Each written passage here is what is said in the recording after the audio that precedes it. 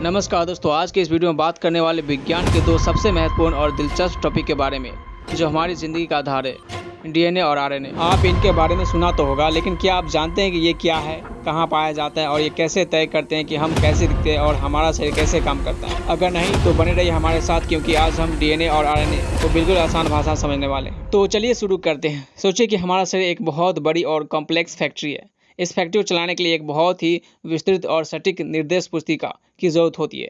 यही निर्देश पुस्तिका हमारा डीएनए का पूरा नाम है डीऑक्सीराइबोन्यूक्लिक एसिड। ये हमारी हर कोशिका के अंदर, खासकर केंद्रक यानी न्यूक्लियस में पाया जाता है। इसे आप हमारे जीवन का ब्लूप्रिंट या आनुवंशिक जानकारी का खजाना कह सकते हैं। डीएनए की बनावट बहुत ही खास होती है।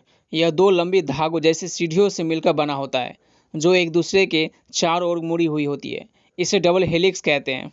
इस सीढ़ी के डंडे 4 तरह के केमिकल से बने होते हैं, जिन्हें बेसिस कहते हैं। ATCG, ए मतलब एडेनिन, टी मतलब थायमिन, सी मतलब साइटोसिन और जी मतलब ग्वानिन। और सबसे खास बात यह है कि ए हमेशा टी से जुड़ता है और सी हमेशा जी से जुड़ता है। इसी क्रम में हमारी सारी आनुवंशिक जानकारी छिपी होती है, जैसे हमारी आंखों का रंग क्या होगा, बालों का प्रकार कैसा होगा, हमारी लंबाई कितनी हो सकती है, यहाँ तक कि कई बीमारियाँ होने का खतरा भी इसी में लिखा होता है। और ये जानकारी हमें अपने माता पिता से मिलती है। तो डीएनए हमारे शरीर को बनाने और चलाने के लिए सारी ज़रूरी जानकारी स्टोर रखता है। अब आप सोच रहे होंगे कि अगर डीएनए में सारी जानकारी है तो आरएनए का क्या काम है? तो दोस्तों सोचिए कि डीएनए वाला ब्लूप्रिंट बहुत कीमती है और उसे केंद्रक यानी न्यूक्लियस के अंदर ही सुरक्षित रखना होता है, जैसे किसी लॉकर में। तो फैक्ट्री यानी कोशिका को काम करने के लिए इस ब्लूप्रिंट की जानकारी चाहिए, लेकिन ब्लूप्रिंट खुद बाहर नहीं आ सकता। यहीं पर एंट्री होती है आरएनए की। आरएनए का पूरा नाम है राइबोन्यूक्लिक एसिड।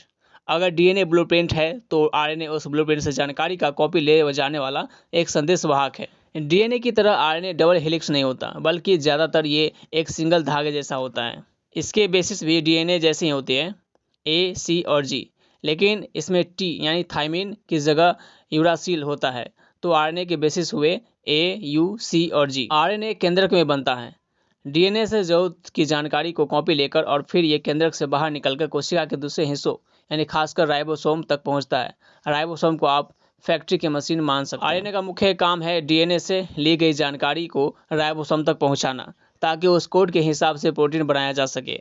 प्रोटीन हमारे शरीर के लिए बहुत ही ज़रूरी होते हैं। ये हमारे बाल, नाखून, मांसपेशियां बनाते हैं, बीमारियों से लड़ते हैं और शरीर के सारे कामकाज में मदद करते हैं। तो संक्षेप में कहें तो डीएनए जीवन का मास्टर ब्लूप्रिंट है, जो कि केंद्रक में रहता है, डबल हेलिक्स है, बेसिस है इसके ATCG, इसमें सारी आनुवंशिक जानकारी स्टोर होती है।